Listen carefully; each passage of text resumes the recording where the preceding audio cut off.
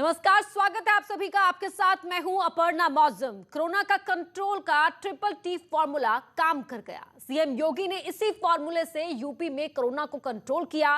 कैसे triple T formula काम करता है और अगर मुख्यमंत्री ने इसे अप्लाई नहीं किया होता तो क्या होता, एक्सपर्ट्स हमारे साथ जुड़ेंगे, उनसे समझेंगे।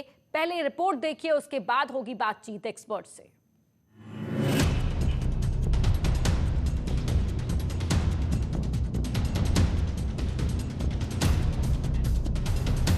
पहला कोविड पेशेंट आया था, हमारे पास उपचार के लिए बेड्स नहीं थे।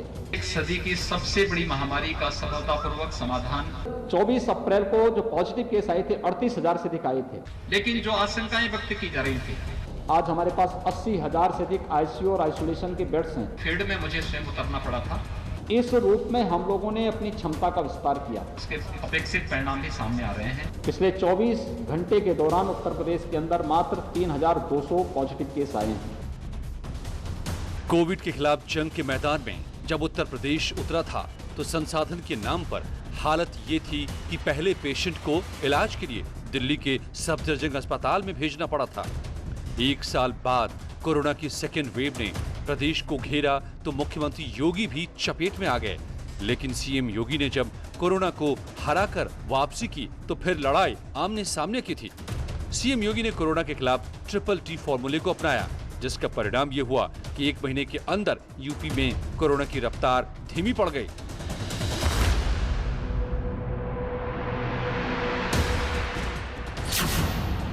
ट्रिपल टी का मतलब trace, test and treat. Uttar Pradesh के अंदर जो आशंकाएं व्यक्त की जा रही थी कि उत्तर प्रदेश में कोरोना के आने वाले समय में यानी 25 अप्रैल से लेकर के 15 मई के बीच में आशंका थी कि प्रतिदिन 1 लाख से अधिक पॉजिटिव केस आएंगे और इसके बाद उत्तर प्रदेश के अंदर एक्टिव केसेस की संख्या 30 लाख से अधिक होगी। आज उत्तर प्रदेश में पूरी तरह नियंत्रित है। हमारे यहाँ मैक्सिमम जो एक्टिव केस गए थे वो 3,10,000 तक गए थे। आज उनकी संख्या घट करके मात्र 58,000 रह गई है।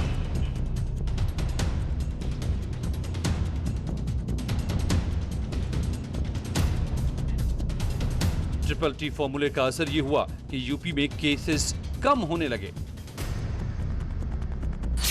24 अप्रैल को यूपी में 37,994 कोरोना मरीज मिले थे और आज सिर्फ 3,227 लोग कोरोना पॉजिटिव पाए गए। यूपी में हर रोज लगभग 3 लाख टेस्ट किए जा रहे हैं। 22 दिन पहले प्रदेश में 3 लाख से ज्यादा एक्टिव केसेस थे, लेकिन पिछले 24 घंटे में एक्टिव केस की संख्या 60,000 के नीचे आ गई है।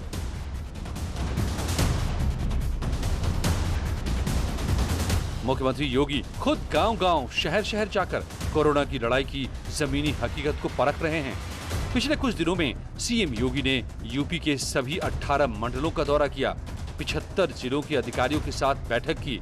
मुख्यमंत्री योगी का ट्रिपल टी फॉर्मूला ग्राउंड पर सक्सेसफुल है। ट्रिपल टी फॉर्मूले ने कैसे कमाल किया, कैसे 22 दिनों के भीतर बदल गई यूपी की हालत। जिस यूपी में कोविड के लिए एक भी बेड नहीं था, वहां कैसे तैयार हो गए 80,000 बेड। कोरोना कंट्रोल का यूपी मॉडल।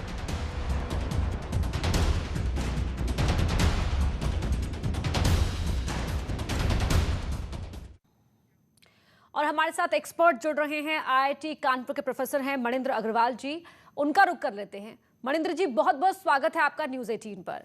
सर, हम बात कर रहे हैं यूपी सरकार के ट्रिपल टी फॉर्मूले की। किस तरीके से उत्तर प्रदेश में कोरोना की चेन को ब्रेक किया गया इस फॉर्मूले से, आपने किस तरह से एनालाइज किया है पूरी सिचुएशन? क्योंकि 24 अप्रैल की अगर हम बात करें तो उस वक्त जो कोरोना के मामले सामने आ रहे थे, उनको देखकर तो लग रहा था कि मानो ये कभी रुकेगा ही नहीं।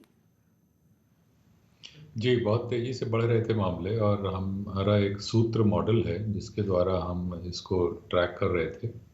तो उसके द्वारा ये दिख रहा था कि अप्रैल अंत में, मई के शुरू में अपने उच्चतम स्तर पे होगा, लेकिन उच्चतम स्तर क्या होगा ये अभी तब तक बहुत स्पष्ट नहीं था। और मैंने कुछ ग्राफ बनाए हैं जो आप अगर समय मिले तो दिखाएं दर्शकों को जी। तो उसमें पहला ग्राफ तो ये था कि दिखा रहा है कि हमारे मॉडल द्वारा जो प्रेडिक्शन किए गए और वास्तविकता में किस प्रकार से इन्फेक्शन बदले हैं। और दूसरा ग्राफ जिसमें मैंने दिखाया है कि यदि लॉकडाउन नहीं लगता अप्रैल के अंत के समय में, तब क्या स्थिति होती। और बहुत न्यूनतम जो हम कहें तो भी जितने अधिकतम केस गए हैं, जैसे 38,000 बताए, उसके 2 गुने केसेस होते और स्थिति तब बहुत ही बुरी होती, क्योंकि 38,000 केस के समय ही स्वास्थ्य व्यवस्था हमारी काफी चरमरा सी गई थी। अगर उसके दुगने केस होते तो बहुत ही ज्यादा हानि होती। सर, हम कोशिश करेंगे कि जो दोनों ही ग्राफ के जरिए जो आपने स्टडी किया है वो हम दर्शकों को यहाँ पर दिखाने की कोशिश करते हैं, लेकिन मैं आपसे समझना चाहूंगी जो पहले ग्राफ की आप बात कर रहे हैं जिसमें ऑरेंज लाइन है और एक ब्लू लाइन है, एक्चुअल डेटा और मॉडल कंप्यूटेड ऑन 9 मई, जरा हाँ वो हम दिखा भी रहे हैं दर्शकों को टीवी स्क्रीन पर। मैं चाहूंगी कि आप एक्सप्लेन करें हमारे दर्शकों के लिए से। हाँ, इसमें जो ऑरेंज लाइन है वो हमारे मॉडल द्वारा प्रेडिक्टेड है जी। 9 मई को हमने आखिरी प्रेडिक्शन निकाला था कि किस दिशा में जाएगा। और जो ब्लू लाइन है वो दिखाती है कि वास्तविकता में क्या उसकी क्या असर रहा, कहाँ गई। और आप देख सकते हैं कि काफी कुछ बराबरी गए, और साथ ही एक और उसमें अंतर ये हुआ कि जो ब्लू लाइन है वो नीचे चली गई है, जो हमारे प्रेडिक्शन है यानी कि जो ऑरेंज जो आगे तक दिखा रहा था उससे पहले ही ब्लू लाइन पहले ही फ्लैट हो गई है जी, मुड़ गई जी। तो उससे पहले ही मुड़ गई, तो दिखा रहा है कि जो जो तरह तरह के प्रयास किए गए बढ़ने को रोकने के लिए, उनका काफी अधिक असर पड़ा। जो कदम उठाए गए, जो एफर्ट्स किए गए सरकार की ओर से, उन उपायों के चलते पहले ही जो आपके मॉडल ने कंप्यूट किया था, जो आकलन लगाया था, उससे पहले ही स्थिति को कंट्रोल कर लिया गया, काबू कर लिया गया। सर, अब दूसरा जो आपका एक और ग्राफ है वो भी हम चाहेंगे कि आप समझाएं, क्योंकि कि लॉकडाउन और नो लॉकडाउन कैसे, किसने कितना अंतर दिखाया और कितनी जल्दी इसने अंतर हमने बदलाव महसूस किया है।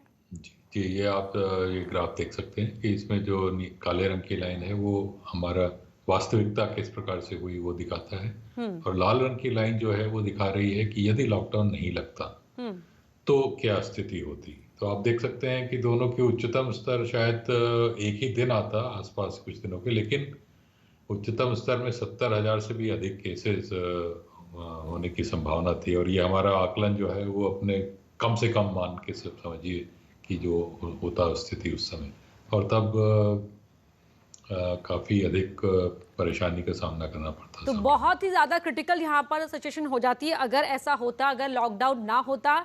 37,000 या कहें कि लगभग 38,000 के आसपास मामले आए जो हाईएस्ट गए उत्तर प्रदेश के अंदर, और 70,000 ये जो ग्राफ दिखा रहा है कि अगर नो लॉकडाउन यानी कि लॉकडाउन नहीं लगता तो 70,000 के आसपास मामले पहुंच जाते। हमारे साथ शांतनु गुप्ता जी भी जुड़ रहे हैं, लेखक हैं। शांतनु जी, बहुत बहुत स्वागत है आपका। लेखक हैं आप, समाज को समझते हैं, देखते हैं, ऑब्जर्व करते हैं और चेतना को कहीं ना कहीं जन जागृत करने का काम भी करते हैं। सर, उत्तर प्रदेश के अंदर जो हालात बने बहुत ही गंभीर थे, चिंतित कर देने वाले थे, संकट हम सबके सर पर था, लेकिन सरकार के प्रयासों या यूं कहे कि जो ट्रिपल टी का फॉर्मूला अपनाया गया उसकी वजह से हालात बहुत जल्दी काबू में आए। आप किस तरह से देख रहे हैं इन पूरे हालातों को? जब भी हम उत्तर प्रदेश की बात करते हैं, पहले हमें यह समझना पड़ेगा कि उत्तर प्रदेश एक 23-24 करोड़ की जनसंख्या है। मैं आपके दर्शकों को बताना चाहूंगा, विश्व में केवल 5-6 देश ऐसे हैं, देश, राज्य नहीं भारत के, देश ऐसे हैं जिनकी जनसंख्या उत्तर प्रदेश से ज्यादा है। तो हम क्या बात कर रहे हैं, हम 25 करोड़ के एक देश की बात कर रहे हैं, मतलब आधा यूरोप मिला दें तो उत्तर प्रदेश की जनसंख्या का मैप नहीं कर सकता। तो इतने बड़े पैमाने पे आपको लोगों की चिंता करनी है। तो जो ऑक्सीजन की अवेलेबिलिटी की दिक्कत आई वो 300 मीट्रिक टन थी, कैसे वो 7-8 दिन में बिल्कुल ट्रैकिंग करके अपने क्रायोजेनिक टैंकर बढ़ा के उसको सारे तरीके यूज करे गए। रोड का तरीका यूज करा गया, रेल का तरीका यूज करा गया, एयर का तरीका यूज करा गया, चाहे वो रांची से आनी हो, चाहे वो उड़ीसा से आनी हो, और मेक श्योर, और एक आपको पता है, एक क्रायोजेनिक टैंकर ट्रैक था, उसपे जीपीएस था। योगी आदित्यनाथ के ऑफिस में बैठ के आप देख सकते हैं कितनी ऑक्सीजन किस दिन आने वाली है। तो 7-8 दिन में क्या हुआ, जो 300 मीट्रिक टन ऑक्सीजन थी उस जिले में 1100-1200 मीट्रिक टन ऑक्सीजन पहुंच गई। तभी आपने देखा वो एसओएस कॉल आने भी बंद हो गए हमें 10 दिन बाद। पहली तो ये सबसे बड़ी चीज हुई। दूसरी जो चीज हुई जिसकी WHO ने अपने ग्लोबल ट्विटर हैंडल पे तारीफ करी, 5-6 ट्वीट लगातार लिखकर, कि किस तरह से रूरल में कम से कम 1-1.5 लाख लोगों की टीम भेजी गई, वो हर घर गई, करीब 18-19 करोड़ लोगों को टच किया उसने वहां जाके सिम्टम पूछे, अगर सिम्टम आता है, लगता है कि सिम्टम है, तो उसका एंटीजन टेस्ट किया गया, रैपिड टेस्ट किया गया, उसको क्वारंटाइन किया गया अगर उसको है, और उसको अगर सिम्टम नहीं है तो उसको जानकारी दी गई कि कोविड का एप्रोप्रिएट बिहेवियर क्या होता है, आपका वैक्सीनेशन कैसे होगा। तो क्या हुआ, जब 18-19 करोड़ की जनता टच हो जाती है और जाता है कि मुख्यमंत्री का संदेश पहुंचता है घर घर तक, तो लोगों में वैसे भी एक विश्वास आ जाता है कि हाँ भाई, हमारे साथ हमारे मुख्यमंत्री बैठे हैं, हमारा प्रशासन बैठा है। तो ये जो 2 कदम हुए, उससे आपको पता ही, जो हम 30 अप्रैल पे 3 लाख से भी ज्यादा केस लोड पे बैठे थे, अब वो केस लोड जहां तक मेरा अनुमान है वो 50-55 पे आ चुका है। जो हमारे पास 38,000 रोज के केस आने लगे थे, वो 3-4 हजार पे चले गए हैं। तो ये जो 2 मैसिव कदम हुए, उससे हमें बहुत फायदा हुआ कि हम ट्रेस करते गए, ट्रैक करते गए, उनको ट्रीट करते गए। जी शांतनु जी, एक और सवाल मैं आपसे लूंगी, उसके बाद में सर का रुख करती हूँ मणिंद्र अग्रवाल जी का। जो अगर हम केसेस की बात कर रहे हैं, बहुत देखा हमने कि तेजी के साथ कदम उठाए गए और हर स्तर पर उठाए गए, जिस तरह से आपने खुद रूरल एरियाज का भी जिक्र यहाँ पर किया, और लगातार हम देखते रहे कि सीएम जब कोविड से नेगेटिव हुए, उनकी रिपोर्ट आई, वैसे ही उन्होंने दौरे स्टार्ट किए, ताबड़तोड़ दौरे किए, और कमांड जो कोविड कंट्रोल सेंटर पर पहुंचे तो वहां जायजा लिया। ये भी देखा कि किस तरह से कॉल सेंटर बनाए गए हैं, किस तरह से कॉल ली जा रही है, टेक्नोलॉजी का इस्तेमाल इस सिचुएशन को निपटने में हो रहा है नहीं, उन्होंने उसे भी बखूबी मॉनिटर किया है। जी, आपने बिल्कुल ठीक कहा। आई थिंक जनता को पता भी होगा, आपके माध्यम से बता भी दें कि योगी आदित्यनाथ खुद, उनकी टीम 11, टीम 9 के लोग और बहुत कई सारे ऑफिसर एक साथ कोविड ग्रसित हो गए थे। तो वो जूम पे और अपनी ऑनलाइन मीटिंग करते रहे। जैसे ही वो कोविड नेगेटिव आए, उन्होंने मंडलों का, जिलों का, अस्पतालों का, कोविड सेंटर्स का, लोगों से मिलने का, आशा, एएनएम वर्कर, और वीडियो आ रहे हैं, मैंने भी अपने ट्विटर पर डाले हैं कि वो कैसे एएनएम से बात कर रहे हैं, कैसे प्रधान से बात कर रहे हैं। वीडियो बड़ा वायरल हुआ, प्रधान जी को कहा आजमगढ़ में शायद कि प्रधान जी, सबको राशन पहुंचे, सबको दवाई पहुंचे, जिन्होंने आपको वोट दिया है, क्योंकि अभी पंचायत के इलेक्शन हुआ, जिनको आपको वोट दिया है, किसने वोट नहीं दिया है। बल्कि मैं अभी एम्स के डायरेक्टर का, एक्स डायरेक्टर जो रहे हैं एमसी मिश्रा जी, उनका वीडियो सुन रहा था। उन्होंने कहा जब वो सांसद थे योगी जी, तो मेरी उनसे चर्चा होती थी जापानीज एन्सेफेलाइटिस पे, और योगी जी बिल्कुल एक ट्रू पब्लिक हेल्थ प्रोफेशनल है। कहते हैं वो, उन्होंने कहा एम्स के डायरेक्टर ने कि योगी जी को मुझसे ज्यादा पता था जापानीज एन्सेफेलाइटिस बीमारी के बारे में। तो बल्कि वो कह रहे थे, मतलब बड़ा सौभाग्य है कि इस तरह का पब्लिक हेल्थ प्रोफेशनल, जिसको पब्लिक हेल्थ की इतनी जानकारी, वो इस समय में, जो इतना पेंडेमिक का समय, देश का, प्रदेश का मुख्यमंत्री है। तो बिल्कुल आपने ठीक कहा, कैसे वो गांव-गांव जा रहे हैं, बात कर रहे हैं, मोटिवेट कर रहे हैं, हेल्थ वर्कर को मॉनिटर कर रहे हैं, किस तरह से डेटा आ रहा है, लखनऊ में वापस जाके चेक कर रहे हैं। तो बिल्कुल एक उन्होंने I think lead from front किया है, और तभी एक इतना बड़ा प्रदेश, जिसकी जनसंख्या 23-24 करोड़ है, उसमें हम आज एक ऐसी स्थिति पे कर पाए कि हम चैनल पे बैठ के बात भी कर पा रहे हैं। बिल्कुल, यहाँ पर आपने इंसेफ्लाइटिस का जिक्र किया है। जापानी बुखार पूर्वांचल की भाषा में से बोलते हैं, और किस कदर कमिटमेंट दिखाते हुए जापानी बुखार की समस्या को बहुत कम, अब आंकड़े बता रहे हैं कि कितना कम अब उससे बच्चे जूझ रहे हैं, और लगातार इसे खत्म कर दिया जाए, उसको लेकर उनकी कोशिशें जारी हैं। और शायद यही कह सकते हैं कि वो जो उनका पूरा काम करने का तरीका रहा जापानी बुखार से निपटने का, वो स्ट्रैटेजी भी कहीं ना कहीं कोविड केसेस को कंट्रोल करने में काम यहाँ पर आती हुई दिख रही है। उस पर भी बात करेंगे आपसे। मणिंद्र जी, एक सवाल मैं अब आपके एक और ग्राफ को लेकर ही यहाँ पर कर रही हूँ। आपने जो लॉकडाउन और नो लॉकडाउन का जिक्र किया, और उसका कर्व के जरिए दिखाया कि नो लॉकडाउन अगर ऐसा होता कि लॉकडाउन नहीं लगाया जाता तो क्या असर होता। तो जो सरकार की ओर से वीकेंड कर्फ्यू लगाया गया, फिर उसमें 1 दिन बढ़ाया गया, और लगातार इस दिशा में कदम उठाते रहे ताकि पैनिक भी ना हो और कोरोना की चेन को हम ब्रेक कर सके। तो अब और कितने दिन की आवश्यकता आप महसूस कर पा रहे हैं कि इस दिशा में, ताकि हम पूरी तरीके से ये जंग जीत जाए? जी, अब जिस तरीके से उत्तर प्रदेश का ग्राफ नीचे आ गया है, मुझे लगता है कि अब शायद पूर्ण रूप से जिस लॉकडाउन लगाने की आवश्यकता नहीं रहेगी। कुछ हद तक खोला जा सकता है लॉकडाउन को, लोगों को या मार्केट्स को खुलने दिया जाए, लोगों का मूवमेंट होने दिया जाए। बस एक चीज़ का जो ध्यान रखने की बहुत आवश्यकता है कि ज़्यादा भीड़ कहीं पे ना हो, उसको ध्यान में रखते हुए अब हमारे मॉडल द्वारा भी जो हम कैलकुलेशन कर रहे हैं, उससे निकल के आ रहा है कि यदि हम थोड़ा ध्यान रख के लॉकडाउन को खोलें तो केसेस की संख्या में थोड़ा बहुत बढ़ोतरी होगी, लेकिन अधिक ना होगी। जी, और सर ये माने कि पीक गुजर गया है, जिस पीक की बात कही जा रही थी? हाँ, पीक तो बड़े स्पष्ट रूप से गुजर गया है। एक्चुअली आप ऐसे, हम तो सारे उत्तर प्रदेश के जिलों को देख रहे हैं ध्यान से, और जो गांव प्रधान जिले हैं, वहाँ पे हर जगह ये दिख रहा है कि 1 से 5 मई के बीच में अचानक से केसेस बढ़ने प्रारंभ हुए, लेकिन वो बड़े एक अच्छे तरीके से कंट्रोल में आ गए, ज्यादा नहीं बढ़ पाए और ग्राफ हर जगह इस समय नीचे जा रहा है। हर एक डिस्ट्रिक्ट में ग्राफ जो है बड़ी तेजी से नीचे जा रहा है जी। तो इससे स्पष्ट है कि अब हम पीक को पार कर चुके हैं। जी सर, आप दोनों ही बने रहिए हमारे साथ, आगे भी आपसे जानेंगे किस तरीके से जो फॉर्मूला इंप्लीमेंट किया गया है उसने ग्राउंड पर किस हद तक असर दिखाया है और आगे और क्या कुछ किए जाने की आवश्यकता है। फिलहाल एक छोटे से ब्रेक के लिए मैं यहाँ पर रुक रही हूँ, लौटूंगी आप दोनों के पास कुछ और अहम सवालों के साथ। रुक रहे एक छोटे से ब्रेक के लिए।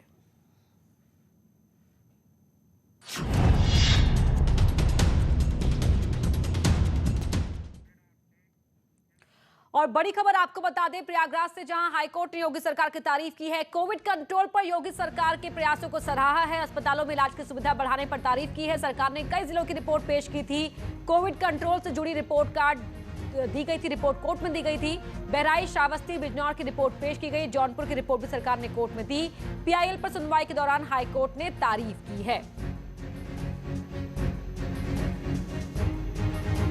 तो बड़ी खबर आपको बता रहे हैं, कोविड कंट्रोल पर हाईकोर्ट ने योगी सरकार के प्रयासों को सराहा है। हमारे साथ शांतनु जी लेखक हैं, लगातार जुड़े हुए हैं, साथ ही मणिंद्र अग्रवाल जी भी जो आईआईटी कानपुर के प्रोफेसर हैं वो भी जुड़े हुए हैं। शांतनु जी, हाईकोर्ट ने भी सराहा, WHO ने भी तारीफ की और आंकड़े में बता रहे हैं कि जिस दिशा में कदम उठाए गए थे वो कदम कारगर साबित हुए हैं।